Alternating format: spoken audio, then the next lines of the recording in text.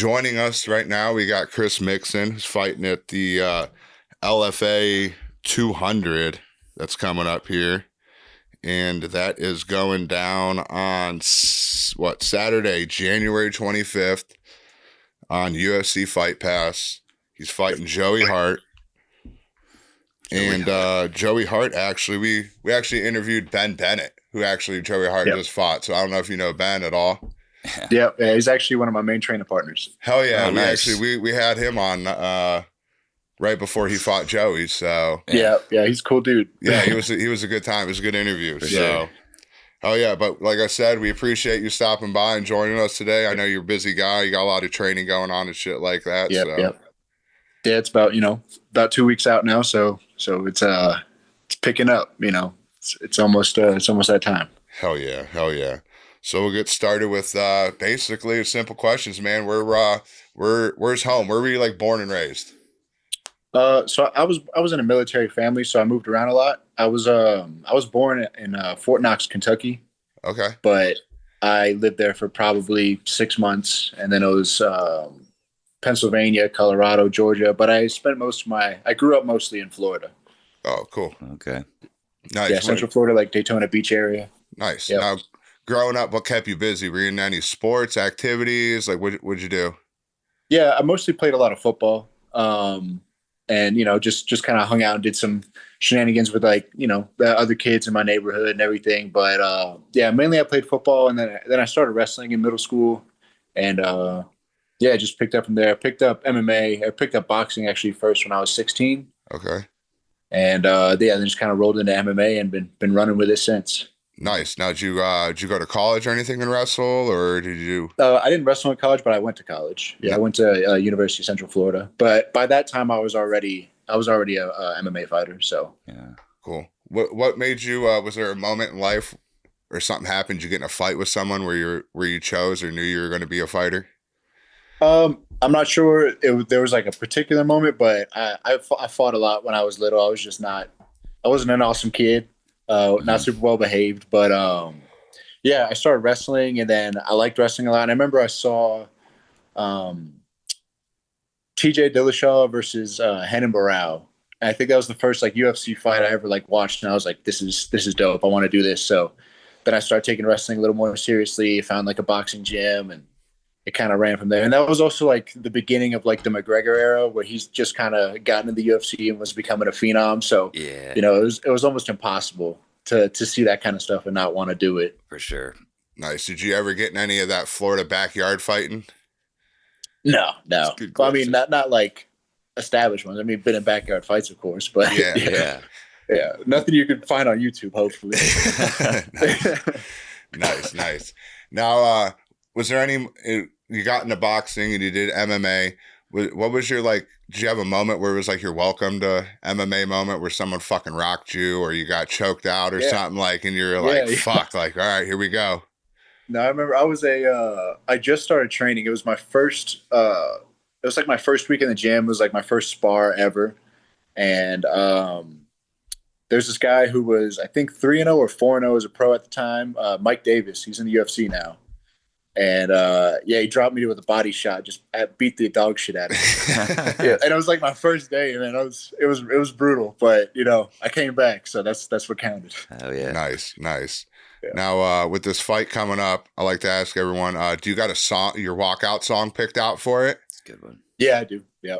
Now, are you willing to share it, or is it a surprise for us? Yeah, I'll share it. I'm walking out to "That's Life," Frank Sinatra. Oh, nice. Oh, hell yeah. Going old school.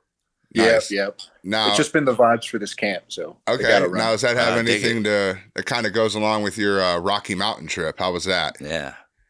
Oh, I mean, it's definitely been a pretty tough year.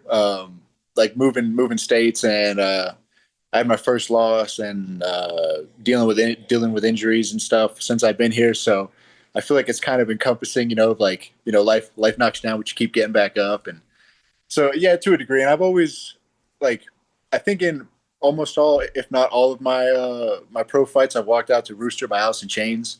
Nice. Okay. And, but I have found that it's a little it takes a little too long to build up. Yeah. Okay. Like to the point to where like sometimes I'm like just getting in the cage, like right when the song like actually picks up, and Yeah. I'm like, oh well, Yeah. I should probably rectify that, you know. So yeah, but I felt like switching it up, and yeah, so I'm rocking with that for this one. Cool. Now, a lot of times they say you learn, you know, you can learn from your wins, but you learn more for your losses. You pointed out that you got your first loss in your pro career. What is the biggest thing you think you took from that and learned or maybe Yeah, built upon or something? yeah. So I think it actually served me better in the long run that I lost that fight, because there was a lot of things I wasn't doing. Um, I wasn't treating myself like a professional all the time in camp. Like I was kind of winging a lot of things, like wasn't taking my preparation seriously and whatnot. So I think it was actually like a benefit in my future to lose that fight. So it really made me highlight like, hey, you know, you're getting at this level where you're fighting these really good guys. You have to treat yourself like an actual like professional athlete. Yeah. Nice. Hmm. Now, going to that, you said we talked. Ben Bennett is one of your main partners and stuff. He faced Joey Hart here at the Dana Yep. White Contender Series. He pulled off a victory for that. Unfortunately, he didn't get picked to Yeah. go on. How has he helped you throughout this camp, especially with that experience of fighting him? Yeah. So as you could tell by that fight, they have very, very different styles. So it's not necessarily from like an emulation type of thing, but lots of like his like tactical insights and like how he felt in there and what he thought he should have done better, like while he was in there, like what he was seeing from that first person perspective. Mm-hmm. But thankfully, I was actually there for that fight. I was warming him up and training with him that whole week while he was in Vegas. So I actually got to see it with my own two eyes as well. But yeah, Ben has been huge as far as like tactical and the perspective that he offered regarding Joey Hart. Nice. Do you have any superstitions or anything that you have? I know you said you played that song every time before you went out and you changed that, but do you have any other superstitions or anything that you do pre-fight or in camp? No, I don't think I have any like fight related superstitions. I think a lot of that could be kind of a cop out. It's like, oh, I didn't do this, so I'm not going to perform. Yeah. So I'm, try to find that calmness and that peace of mind regardless of the situation. Cause of course, like, especially when you're in the back and you're about to walk out, that's like the main thing is trying to get, trying to find some calmness and some comfortability. But, yeah, no, I try to make it organically, not try to force myself through certain things. Cause you never know. Sometimes, you get called up a little earlier than you thought, or you don't fight till later than you thought. So it's hard to really, I don't want to have that as like a security strap of like, oh, and then it's not there all of a sudden. And then I'm, Yeah. No, I gotcha. No, that's cool. Hell yeah. We're gonna kind of switch off a little MMA here and go with some of our like BSSB questions. This is where we get to know you a little bit better outside the ring. Yep. I'm going to start you out with my famous first question. Favorite kind of breakfast cereals? If you had like top 2 or 3, what's your favorite breakfast cereals kind of growing up or maybe even now? Growing up, I would say I was a big fan of, I liked what were they called? Like they were like the little cookies that were in the Cookie Crisp. Cookie Crisp, yeah. Those things were fire. And probably like just like Cocoa Pebbles or something like that. Hell yeah. Well, with cocoa, most people go fruity. Fruity's a top choice, I guess. Yeah, I would say Fruity Pebbles is probably number one for everyone that we've asked. But I like the Cocoa Pebbles choice. That's a good one. Yeah, because then you get chocolate milk after. For sure. There you go. Absolutely. I like it. If you could fight any fictional character, who would it be?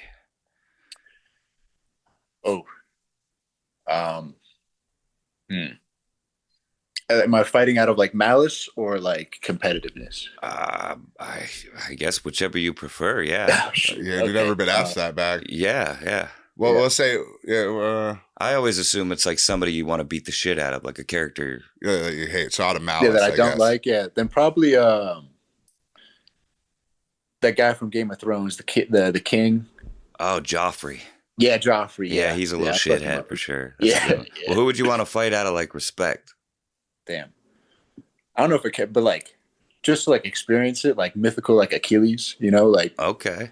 There You you know what I'm go. saying? You know his An weakness unkillable too. person. Yeah, right. Yeah. If it comes to that, just roll for a heel hook or something. Exactly. There you go. All right, I like that. I like both those answers. Is there any particular music you listen to in fight camps, or do you have any like favorite artists? I'm all over the place, honestly. But for this camp, like I said, I've been listening to Frank Sinatra. I don't know. Like even if I'm like lifting or running and stuff, like it's never.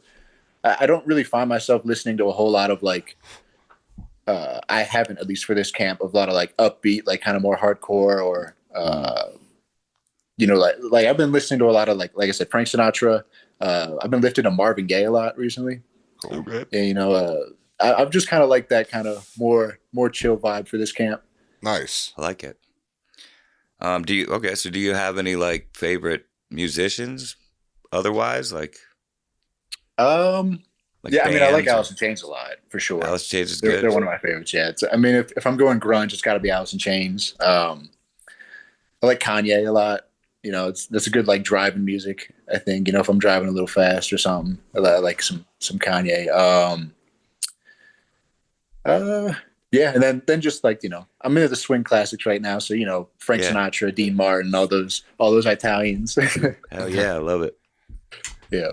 Now, if speaking of driving fast, if you could have any car in your driveway tomorrow when you wake up, what's your dream car? 2008 Aston Martin DBS. Oh shit, you said that. All right. You know it. Hell yeah. Either that or 2005 Ford GT. Nice. Good Okay. picks. Good picks. Are you like a movie buff, or you like TV shows or anything? Any favorites? Definitely more movies. I'm not a huge well. I was into TV shows for a while until I watched like all the Game of Thrones, Okay. and then I remember when the ending came around, I felt like I was so let down. Yep, that, me like, too. Yeah, like I feel like it kind of put me off of TV shows. I'm like, I committed so much time to this, and I'm one of those people where I kind of get like hyper obsessive about things. Yeah. So like I was looking up like, oh, what was happening in the books at this time and all these things, and Yeah. trying to really like understand the characters, and then they do that to me, and I was like, I feel like I've been done over. Like you wasted a bunch of my time. No, So yeah, for definitely more of a movie guy. For sure, I get that. All right, well, how about movies? Any favorite movies then? I think all time, Godfather 2, solid. A solid I like picture. Gladiator a lot. Yeah, like Russell Crowe. Hell yeah, another great one. Yeah. I like that not the old Mad Max movies, but the reboot, the Fury Road. Yeah, that's That a was great fire. one. I haven't seen the new one yet. No, I haven't either. But what kind of put me off on that was I know in Fury Road, like pretty much all like the cars and everything were all like practical effects. Like they made them and they were crashing them, and Yeah. in this new one it's like CG. So I was like Oh, a lot really? less interested. Shit, I didn't know that. Yeah. Yeah, it kind of put me off of that. Yeah, it let me down. All right. So, back in July, you did hitchhiking. Yeah. Any crazy hitchhiking stories? Well, it was kind of out of necessity. So me and my brother were doing it was a Granite Mountain, which is the Beartooth Mountains in Montana or Wyoming, like in the border, like the Yellowstone area. Okay. And we were going up there, and I had just the conditions were very inclement for the type of climbing we had to do when we were underprepared. Like it got to the point to where you really needed some like climbing spikes, and we were probably at like 12,000 feet almost. Okay. And you definitely needed like some climbing spikes or something. We were out there for a couple of days and just couldn't summit. So and our ride was going to pick us up on the other, because we were going to do a through hike. Like we had a start point, and then we were going to through hike to another point, and our ride was set to pick us up on a certain day at that other point. But since we couldn't crest the peak, we had to turn around. And when we turned around, the area we were in had no cellular service at all. So we were kind of stranded out there with our packs, and so we were just kind of walking on the side of the road with a thumb up for a little bit. And thankfully we had like these two girls in a Subaru just kind of picked us up. Well, we were out there for probably like 2 or 3 hours just standing, and everyone's it's all like old people just driving by, and then every now and again someone would stop by and be like, "Oh, I haven't seen anyone hitchhike since the 90s. How's it working out for you?" I'm like, "Not good yet. We're still out here." Yeah. But we ended up getting picked up by these two girls who drove us through Yellowstone Park to That's cool. to a different town where we got some friends. We actually had cellular service at that point to pick us up and get us where we needed to go. Nice. Yeah, it was pretty cool though. Yeah. Cool Do you little do a lot adventure. of like hiking and climbing and stuff like that on the regular, or do you like see Yeah, outdoor a lot? Yeah, especially since I moved to Colorado. We go out, maybe once a week or once every couple of weeks when the weather was good, and then once a year. My brother lives in Montana, and once a year we have like an adventure we have to do, like something a little bit crazy. Which that was our adventure for the year. Was that through hike? Any wild, like any crazy animal encounters, like bear encounters or anything that kind of scare the shit out of you along the way?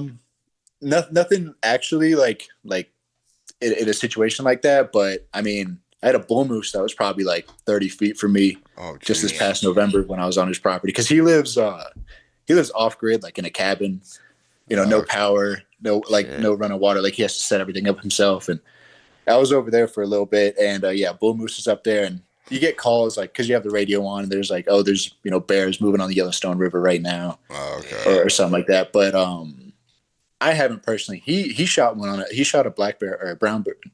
No, it was a black bear on his land a couple months ago. But Nice. no, nothing in like a hike or anything like that. Thankfully. Damn. Yeah, that's wild. I Bears. can only imagine a moose being fucking. Moose is no joke too, man. That's a big Dude, they're fucking huge. thing. Yeah. Yeah, man. People sleep on how freaking massive those things are. Because I'm like 6'1", 6'2", and this moose made me feel like a child, bro. Yeah, yeah. It's crazy. They're like 8-9 feet, like Yeah, with the crazy. antlers and shit, dude. They're Oh. fucking massive. It's Wow. like taking on an elephant or something. Yeah, they'll gore the shit out of you for sure. For sure. Now I stalked your Instagram a little bit, seen you around some fresh growing marijuana plants. You a fan of cannabis, or you're just visiting or grow? Oh no, that was just visiting. I personally don't smoke or anything like that, which is I feel like it's kind of a tragedy since I live in Colorado. It's like the spot for it. For sure. But no, that was actually one of my brother's training partners. He manages like that huge like facility. I think it's one of the biggest ones in Montana. Nice. Where, yeah, it was cool. Now it was just a little photo, Hell yeah. No, that's what I do for work here in Ohio. So I was just interested. So no, that's cool as fuck. Yeah, it was sick. It was definitely cool to see all that stuff and how intricate it is with all the different like separate rooms and different strains and how they're growing in like different environments and stuff. It was really cool. Yeah. For sure. Hell yeah. All right. I'm gonna give you a weird one here, but it's good. It's a good one in my opinion. If you could go back in time or forward in time, what time would you go to, and what would you do? I would go back for sure. But I think a lot of that's kind of a peace of mind because you kind of know what happens. Yeah. I think being in like the Roman Empire would be really cool, or like ancient Greece, maybe. For Actually, to be specific, I would want to be in the 330s marching with Alexander the Great's army. Oh shit! I like that answer. That's a good one. That's probably one of the better answers. Yeah, well, Like I actually went to college for history, so I should know some things. Oh fuck yeah, for sure. Right. You're a good person to ask them. Yeah. Nice. If your fighting career could take you to any country or somewhere to fight, where would be like the number one place you'd pick to go have a fight in your career? I think Japan would be really cool because I think their fighting culture is super interesting. For sure. Yeah, they're respectful. They're cool. Like, especially if you watch like the old prides and different ones like that, how they're so silent, but then they appreciate the ground game. They appreciate everything. And then they're just like, yeah. And then then they'll erupt when they have to. And I feel like they do a lot of like the pageantry that you see in boxing more so. Like, I feel like MMA in America and in the West is like very, almost like, I don't want to say corporate, but like, you have your set, like this is your walkout, you go and you fight. But Japan kind of lets you have like some persona and, do some fun stuff. So like, I know I was watching the Naoya Inoue boxing match a couple months ago, and I remember seeing his walkout was crazy. Like he had like live music. Well, it's boxing, so they do it more. Yeah. But yeah, they had like guitarists and musicians and everything. He's walking out, and it's freaking awesome. So experiencing that would be awesome. Nice. Oh yeah, that's cool. Nice. But yeah, no, we'll wrap it up here. Like I said, this is short and sweet, but we appreciate you stopping by, answering some questions for us, taking time out of your day. Good luck in your fight coming up here, my man, and we'll I be appreciate it. watching, and hopefully we get you back here after a big win. Yeah. For sure. Yeah. Thank you guys for having me. Ain't no problem. Have a good one, man.